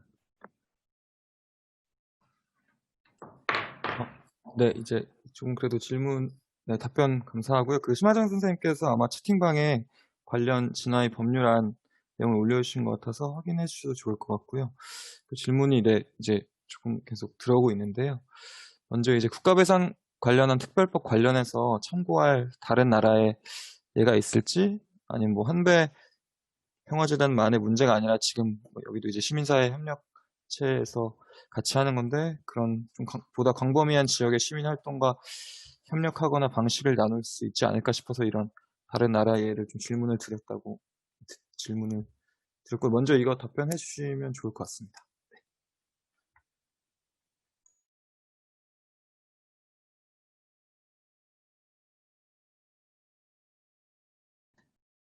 여보세요? 네, 돼요, 이제.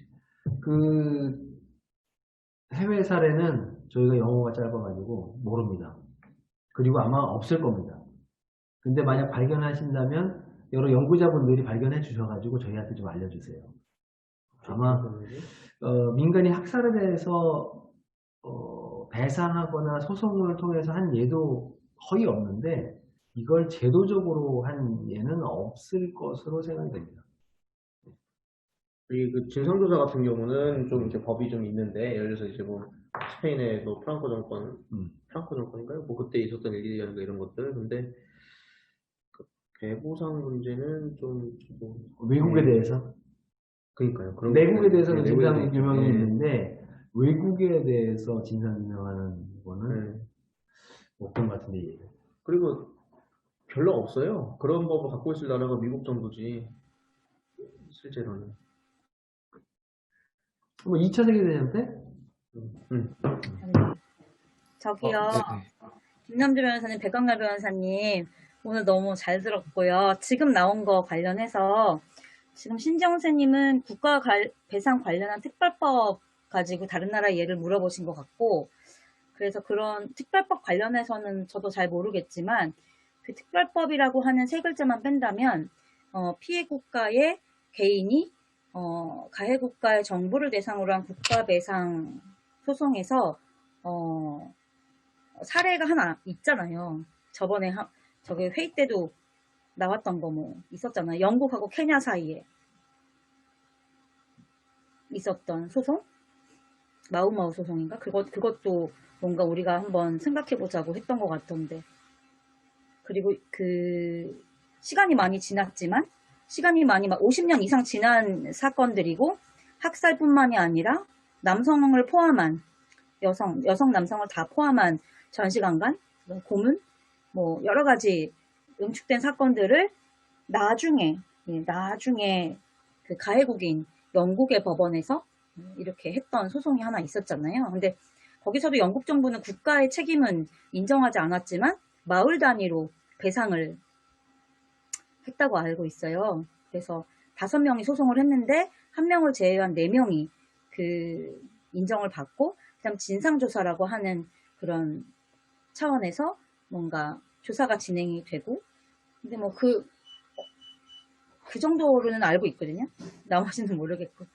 네, 그 정도. 근데 그게 특별법인지는 잘 모르겠어요. 이 특별법이라는 제도가 전 세계에서 다 통용이 가능한 가능한 건지 뭔지 잘 모르겠고, 그래서 아무튼 그래도 우리나라 밖의 사례, 해외의 사례로는 그런 걸 얘기해 볼 수 있지 않을까? 네, 그렇습니다. 배상금도 실제로 줬다 하더라고요. 배상금.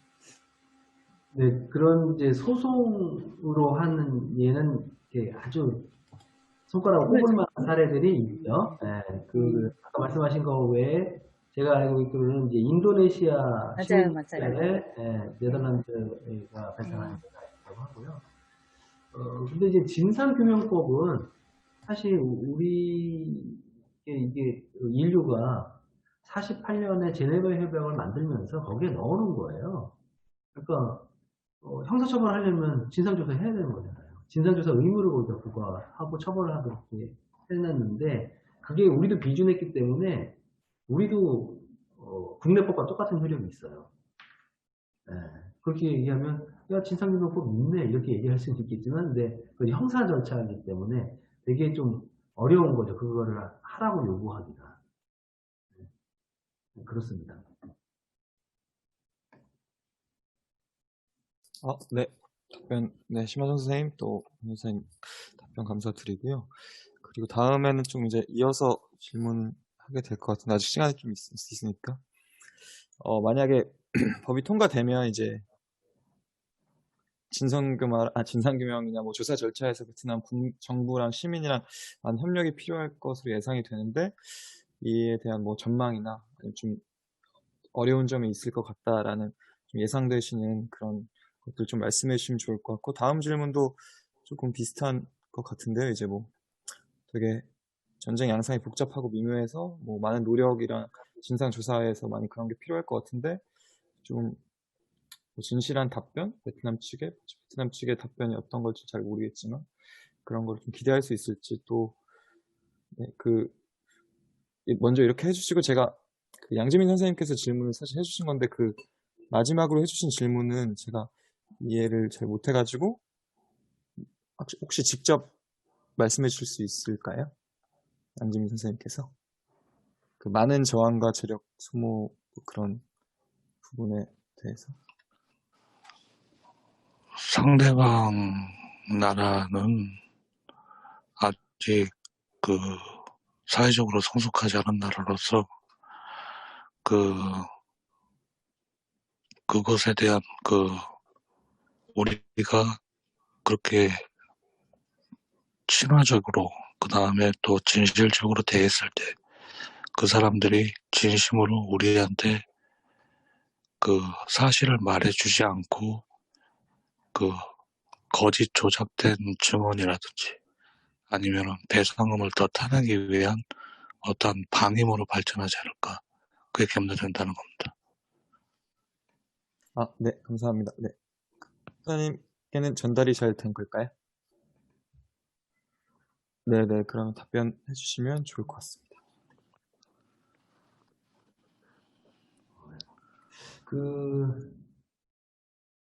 이제 보면은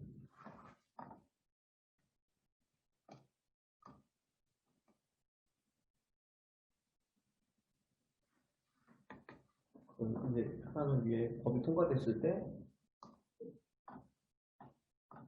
우리 시민사회에서 준비해야 될 거라든가. 네, 이게 베트남에서 협조가 없으면 좀 어려운 점이 꽤 있을 것 같습니다. 그 다음에 그거 아니다 하더라도 민간인 학살 등 전쟁 범죄는 소송 증거가 없기 때문에 그것을 확인하는 게 굉장히 어려운 거죠.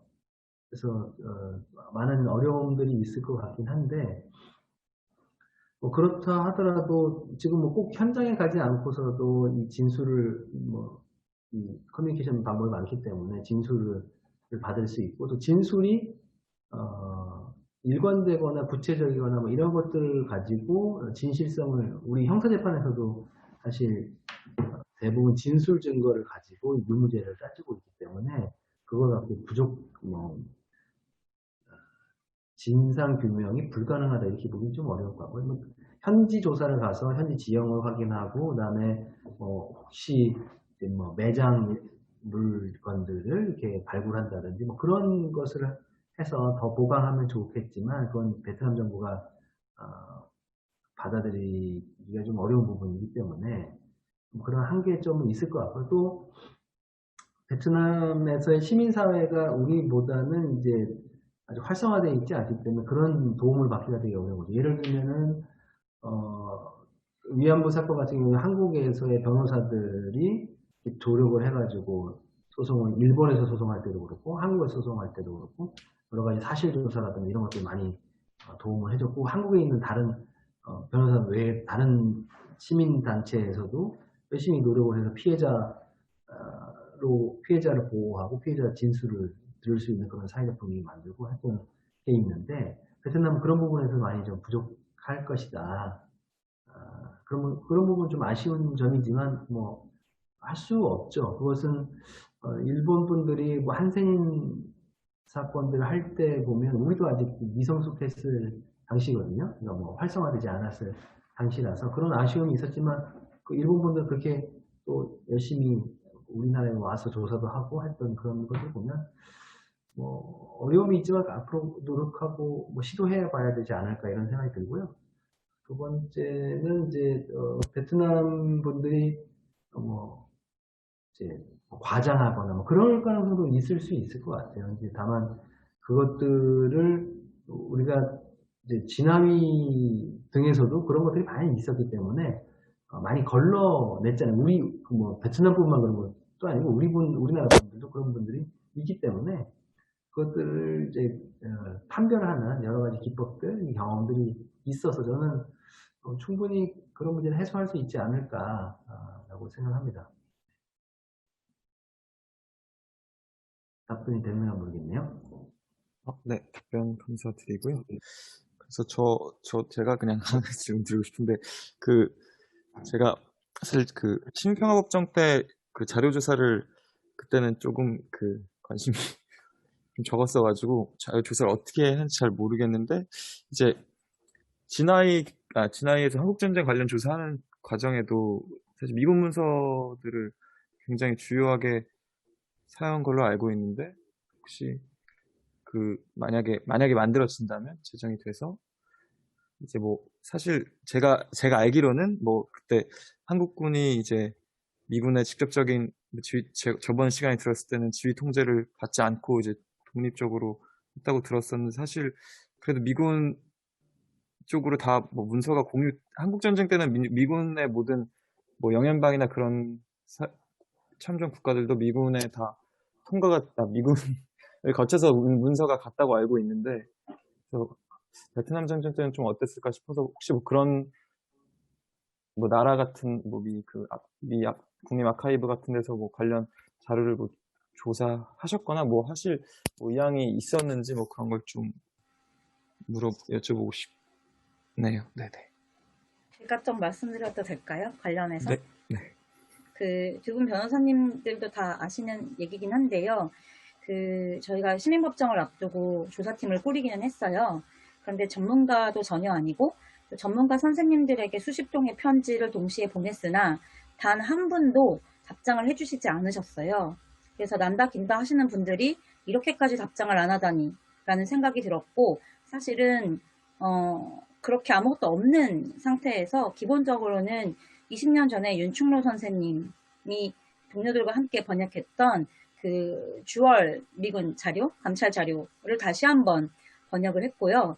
그거를 번역을 하고 또 당시에 이제 신문 기사라든가 아니면 당시에 어떤 재단에서, 랜드 재단이라고 하는 재단에서 연구 영역으로 베트남 전쟁 관련해서 미군과 한국군의 민간인 학살에 관해서 연구 영역을 받았는데, 그런 것들, 그다음에 난민 보고서, 이런 것들을 다 이제 뒤졌는데, 결정적으로 지금 재욱쌤이 얘기하신 것처럼 미국에 있는 아카이브 공문서, 예, 거기에 대해서 베트남 관련 자료들이 어디에 있는가라고 하는 것에서 방도 이제 자료들이 있는 그 방도 확정이 됐으나, 그렇게 미국에 가서 자료를 검색하고 가져오고 뭐 이럴 수 있는 재력이 저희에게 없었어요. 그래서 제가 어느 학술대회나 가면 베트남 관련된 학술대회에는 연구자들은 프로젝트 단위로 돈을 받아서 연구를 하는 사람들이잖아요. 기본적으로 대학 안에 있다면.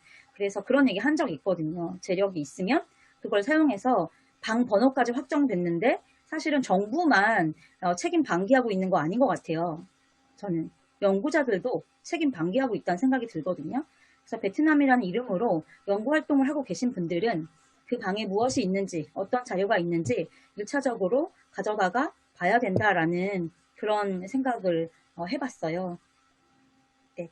그런데 이제 할 수 있는 만큼은 했는데 저희가 어떤 한계는 있는 거죠. 거기까지는 가지 못했고, 예. 하루에 300불이 든다고 하더라고요. 거기 안에서 자료 봐주시는 분 하루 일당이 300불이라서 그걸 한 달 하면은 900만 원이잖아요. 그런 돈이 없었어요. 아까 사회자분 질문이 변호사들한테 한 건 아니죠? 네, 그냥 전체적으로 했던 거고, 만약에 제정되면은 그렇게 가능하지 않을까, 뭐 그런. 그래서 관련해서 청와대 2번을 들어가서 그 얘기를 했어요. 과거사위원회에. 1차 아카이빙 자료라도 국가가 똑바로 진실을 규명하고 조사위원회 이런 거 꾸릴 수 없다면 그거라도 제대로 해라. 이렇게 2번이나 의견을 개진한 바 있는데 아무런 꼼짝도 안 해요.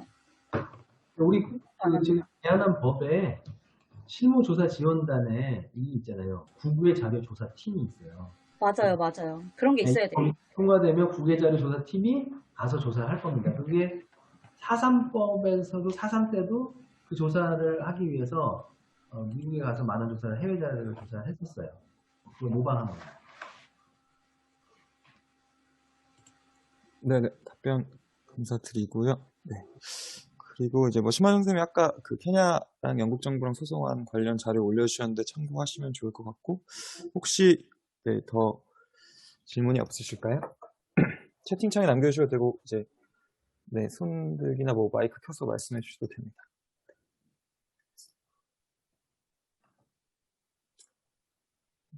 그러면 네, 네, 한 5초 정도 5초 정도 세다가 5초 안에 없으면 없는 것으로. 네, 네, 하나 더. 네, 방금 질문이 들어왔어요. 네네. 양지민 선생님께서 질문해 주셨는데, 전후관계 국가 배상과 관련해서 한일협정을 참고하되 기본 한배 협정 청구권을 좀 더 적극적으로 생각해 보면 어떨까, 이렇게 질문을 하셨네요. 저는 관련 내용을 잘 모르겠어가지고 혹시 답변해 줄 수 있을지. 질문자께서 좀 더 구체적으로 질문해 주시면 직접 말씀해 네, 주시면 직접 말씀해 주시면 좋겠습니다. 저희 국가배상 소송에서 정부에서 주장한 그거 그런 것 같은데. 그 한일협정과 관련해서 한일협정이 상당히 불공평했지 않습니까? 그것과 같은 전철을 밟지 않도록 해가지고 한배협정을 맺되, 한배협정에서 좀 더 진일보한 협정에 대한 전후 배상에 대한 어떠한 청구권을 베트남 정부가 우리 측에 요청을 하면 우리 정부로서는 거기에 대한 합당한 처우를 해준다는 그런 내용입니다. 그런 식으로 해가지고 그 국가 배상의 의무를 거기서 종결시키는 거죠.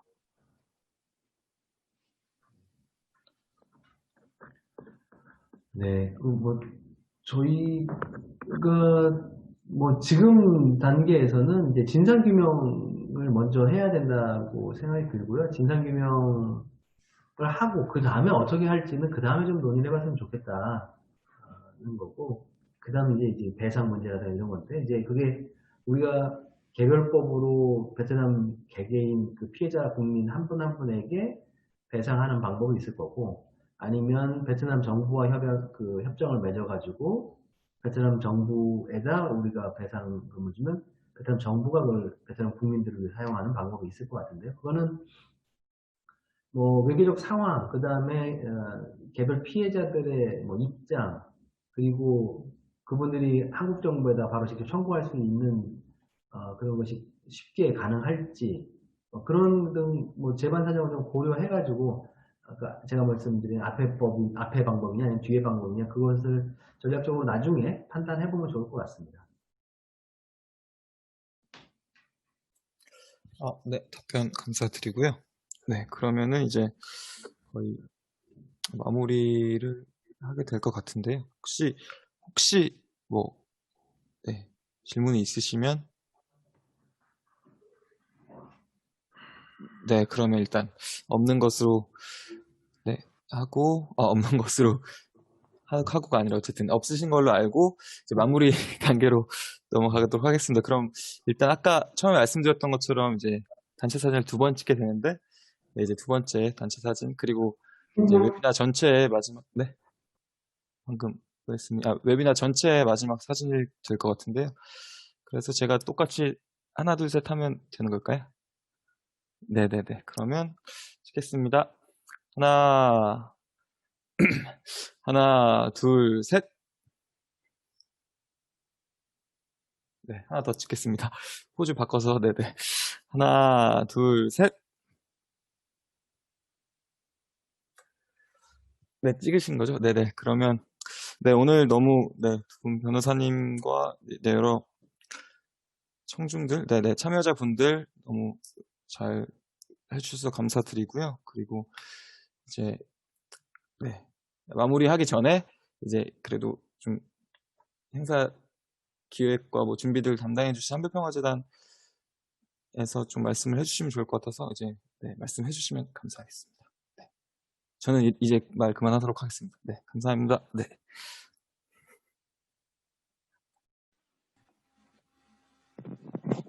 네. 오늘 한국 정부가 진상조사에 나설 수 있도록 특별법 발의안 함께 읽기라는 제목으로 3번째 웨비나 시간을 가졌는데요.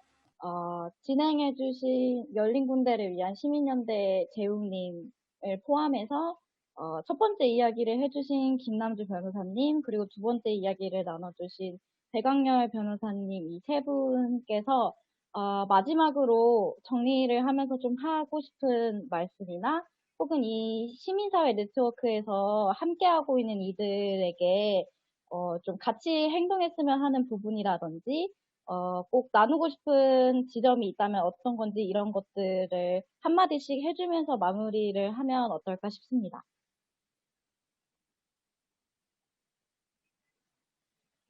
네, 뭐 세 분 중에 아무나 먼저 말씀해 주시면.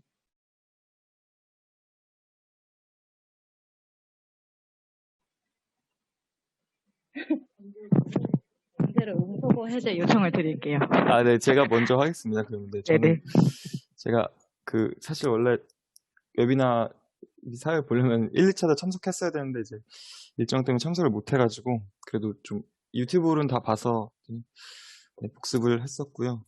그리고 네, 저는 사실 이 처음에 기획을 이렇게 들었을 때 어떻게 이게 될지 잘 몰랐었는데 다 들어보고 나니까 되게 좀 법이랑 뭐 친숙해진 느낌은 아니지만 그래도 법을 아는 분들이 좀 설명해주면 그래도 알아들을 수는 있겠구나. 그리고 어떻게 진행되는지 조금 알 수 있겠구나 해서 조금 관심을 가지고 더 찾아보면 좋겠다라는 그런 다른 관련해서 그런 좀 용기라기보다는 어쨌든 그렇게 할 수 있겠구나라는 마음이 있었고요. 또 이제 사실은 이제 저희 단체도 뭐 과거사 관련해서 하고 있어서 조금 한국평화재단 관심을 갖고 있었다고 생각했는데 아직까지 들으면서 몰랐던 게 너무 많았구나 생각이 들어서 조금 더 함께 할 수 있는 방안이나 좀 관심을 갖고 지켜봐야겠다라는 마음이 들었습니다. 네, 너무 준비해 주셔서 너무 감사했습니다. 네.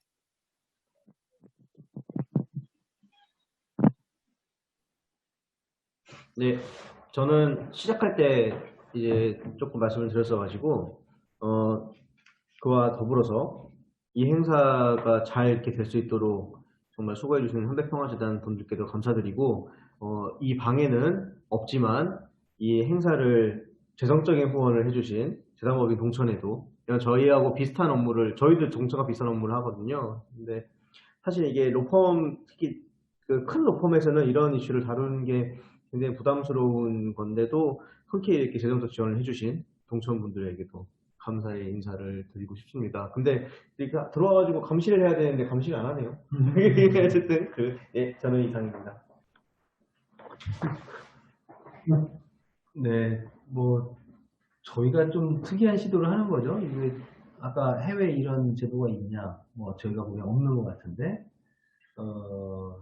특이하지만 꼭 필요하고, 뭐 우리가 사실 모범적으로 먼저 이런 진상규명법을 제도화해가지고 뭐 이런 세계사적으로 좀 선도하는 그런 법이 입법되면 참 좋겠다.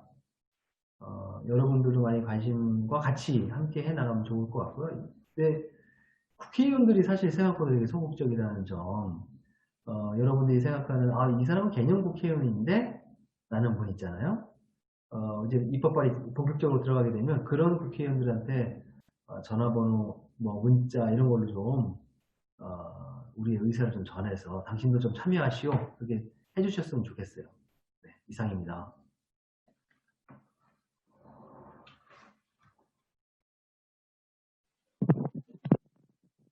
네, 말씀 나눠주셔서 감사합니다. 오늘 진행된 웨비나도 시작 전에 공유를 드린 것처럼 녹화가 진행되고 있었고, 마찬가지로 한백평화재단과 추후에 이제 민변에도 가능성이 있다고 들었는데, 이제 유튜브에 게재를 해서 오늘 놓치신 부분이 있거나 혹은 다시 듣고 싶은 부분이 있다면 그 영상을 참고해서 봐주시면 좋을 것 같고요. 오늘 웨비나에서도 그런 내용이 나왔고, 이전의 웨비나에서도 계속 나온 이야기지만, 이 베트남 전쟁 문제의 정의로운 해결을 위해서, 정말 다방면으로 우리가 앞으로 해 나가야 할 일이 많다. 진상규명과 입법도 물론 당연히 중요하지만, 이제 연구나 뭐 활동, 교육 이런 것들도 다방면에, 그리고 또 다양한 개인 단체들과 해 나가야겠다는 생각이 드는 총 3주차의 시간이었던 것 같습니다. 그래서 한백평화재단도 열심히 할 테니 이 방에 계신 다른 단체와 개인 분들께서도 앞으로 이 시민사회 네트워크 활동에 꾸준히 관심과 참여를 보여주시면 좋을 것 같고요. 총 3차례 진행된 웨비나는 오늘로 마무리가 되고, 이후에 네트워크에서 새로운 행사나 활동이 있으면 또 공유 드릴 테니 함께 같이 진행해 주시면 감사하겠습니다. 오늘 발표를 해주신 김남주 변호사님과 배강렬 변호사님, 그리고 진행해 주신 재욱님께 다시 한번 박수로 마무리를 감사합니다. 하면 좋을 것 같습니다. 네, 수고하셨습니다. 감사합니다.